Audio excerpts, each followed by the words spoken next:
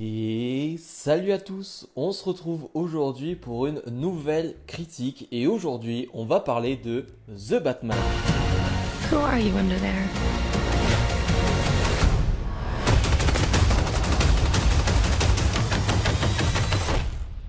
I'm vengeance.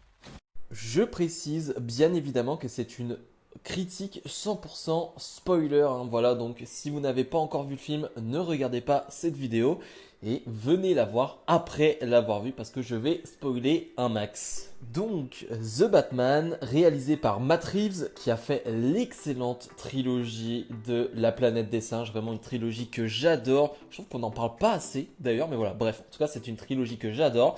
Et donc The Batman que j'attendais énormément avec des trailers qui nous ont donné tous très envie. Et donc, je vais vous dire brièvement, tout simplement, pour le moment, ce que j'en ai pensé. Et bah, j'ai adoré. J'ai passé un moment vraiment très agréable devant ce film.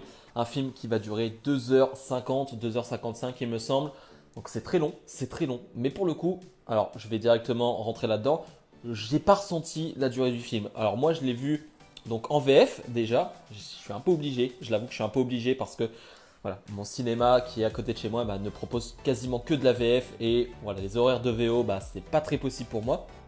Bref, en tout cas, je l'ai vu en VF, en journée. Donc, je sais pas si vous avez ressenti de la fatigue devant le film, de l'ennui ou quoi que ce soit. En tout cas, moi, en journée comme ça, à 14h, aucun ennui, aucune fatigue. J'étais à fond dedans, de A à Z. L'histoire m'a vraiment pris, m'a vraiment attrapé et j'ai vraiment adoré ce film. On va rentrer dans les détails après, mais globalement, je trouve que c'est vraiment une vraie réussite. On a un très bon Batman, on a un très bon casting, on a franchement que de très bons personnages. J'ai vraiment pas un personnage, je trouve, qui est manqué. Donc franchement, ce Batman est une vraie réussite pour moi. Parlons des personnages, donc le Batman, je le trouve vraiment réussi. Je trouve que le costume est parfait, je le trouve vraiment très beau. Peut-être un petit souci pour le casque, je trouve, on voit un peu trop son visage, mais ça, voilà, c'est personnel, j'ai envie de dire. Mais sinon, le costume en soi, avec ces chaussures-là, ces grosses chaussures, euh, j'aime vraiment énormément. La tête de Robert Pattinson dans ce costume-là, dans ce masque-là, c'est parfait. Je trouve que ça rend vraiment super bien. C'est vraiment bien fait. Ça montre vraiment. En fait, je trouve il est à chaque fois bien montré à l'écran, ce Batman-là, toujours assez impressionnant, je trouve. Et donc, le Batman est réussi. Catwoman, qui est allez, l'un des persos principaux aussi, est bien aussi. Voilà, je trouve que j'avais on en avait entendu beaucoup parler et puis dans les bandes annonces ça a été bien mis en avant.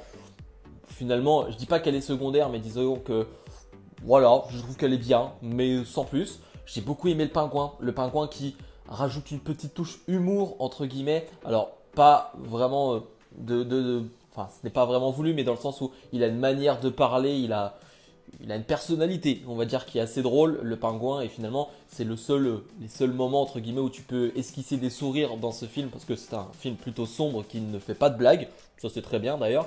Mais voilà, tous les autres personnages, même Gordon, je le trouve très bien. Moi qui suis très attaché au Gordon de Nolan, là je le trouve vraiment très bien aussi. Il forme avec un superbe duo avec Batman. Je trouve que le duo marche super bien parce que c'est vraiment un duo. Voilà, vraiment Batman et Gordon, c'est vraiment un duo. On les retrouve quasiment tout le temps ensemble et je trouve que ça fonctionne très bien. Forcément, quand on parle de personnages, on va être obligé de parler du méchant du film, hein, le Riddler. Le Riddler qui est très bien fait aussi. Alors moi, je ne connais pas le Riddler des comics, je ne sais pas exactement comment il est, mais dans le film, il m'a à quelques fois terrifié. Voilà, il m'a bien plu. Alors, il y a des petits côtés Joker, c'est vrai, à certains moments. Moi, il y a certaines scènes qui m'ont vraiment fait penser au Joker de Nolan parce que voilà, les vidéos en selfie prises comme ça, avec un otage, le côté un peu fou, voilà, c'est vraiment des petits détails qui te font penser au Joker, mais c'est vrai que ça m'a fait un peu penser à lui, mais je le trouve vraiment très bien, jusqu'à la révélation où on voit c'est qui, on voit son visage donc, et je trouve ça encore mieux, c'est-à-dire que t'as vraiment que l'impression, le gars a 15 ans, et ce qui rend encore la chose plus folle, je trouve, c'est que le gars a un visage normal en fait, c'est quelqu'un de normal, mais c'est juste un fou. Et ça, j'ai vraiment apprécié parce que finalement, on pourrait s'attendre à quelqu'un de plus expérimenté, quelqu'un de plus âgé, peut-être avec un visage plus marqué. Là, non, t'as l'impression que le gars a 20 ans et qu'il est juste fou.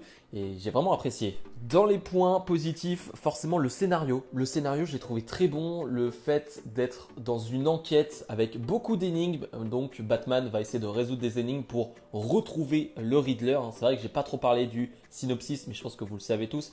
Mais c'est vrai que voilà, Batman va essayer de résoudre plein d'énigmes pour finalement découvrir qui est le Riddler, qui est celui qui tue beaucoup de personnes, tout simplement.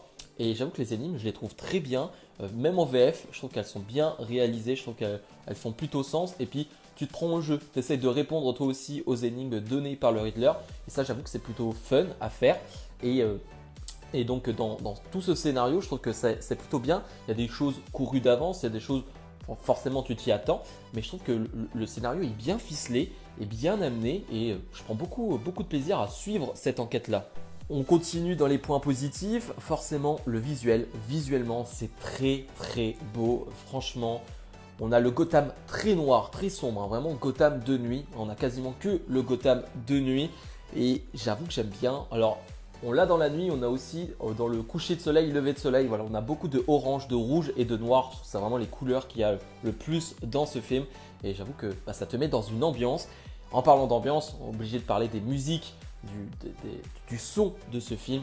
Incroyable. Je trouve que c'est vraiment le point fort du film. Je trouve que les musiques sont folles. Je trouve que l'ambiance qui est donnée dès le début du film, dès la première scène où on voit le Batman, la première apparition du Batman dans le métro, je la trouve géniale, vraiment je la trouve trop bien. Il sort de l'ombre comme ça et il instaure la peur. Les gens ont peur de lui dès qu'ils voient le Bat-Signal, dès que les délinquants de Gotham voient le Bat-Signal, ils sont pas bien. Ils sont pas bien et j'ai adoré ce moment-là, vraiment ces petits moments où tu vois tous les brigands de Gotham vraiment pas bien parce qu'ils savent que y a la vengeance qui est là. La vengeance, c'est Batman.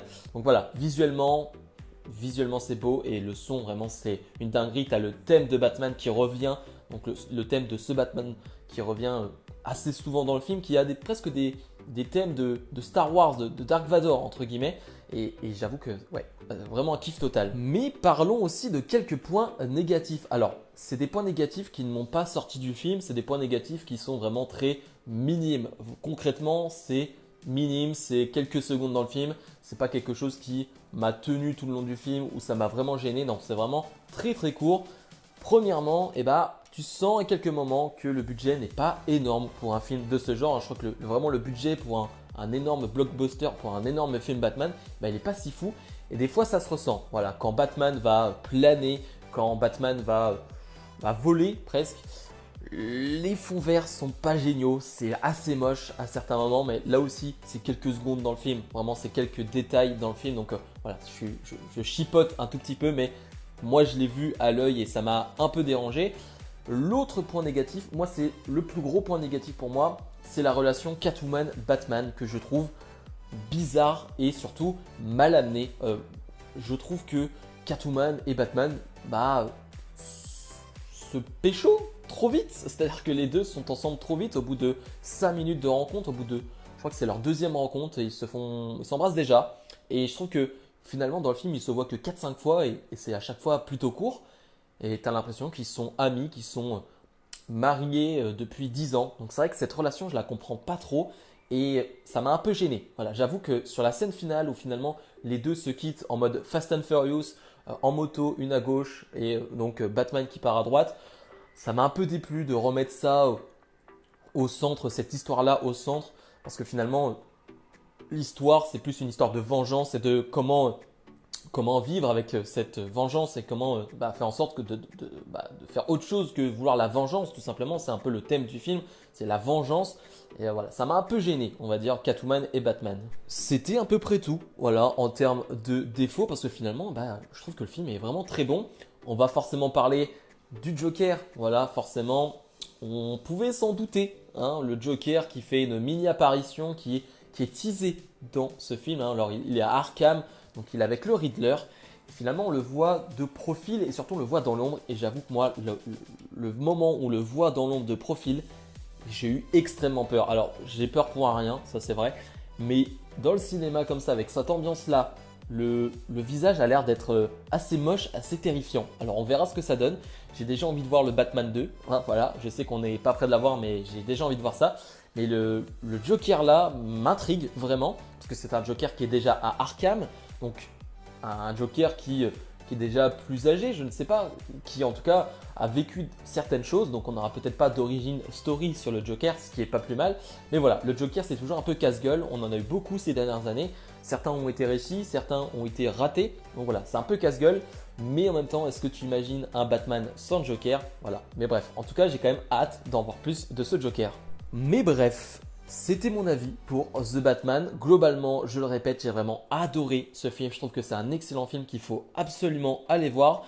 Bizarrement, moi, ma salle, alors que c'était la première séance de la journée, n'était pas remplie totalement. On n'était même pas à la moitié. J'étais assez surpris. J'espère que ça va pas flopper ce film parce que pour l'instant, il n'y a que d'énormes retours. Il n'y a que des retour extrêmement positif. Donc, ouais, j'étais assez surpris. Donc, dites-moi si vous, dans votre salle, c'était plein ou non. Parce que moi, c'est vrai que ça m'a assez choqué. Je suis allé voir Dune, c'était plein. Je suis allé voir Spider-Man, c'était plein. Donc, voilà, un peu bizarre. Bref, comme d'habitude, n'hésitez pas à mettre le petit pouce bleu, à me donner votre avis sur ce film. Et nous, on se retrouve prochainement pour d'autres critiques. Salut, salut!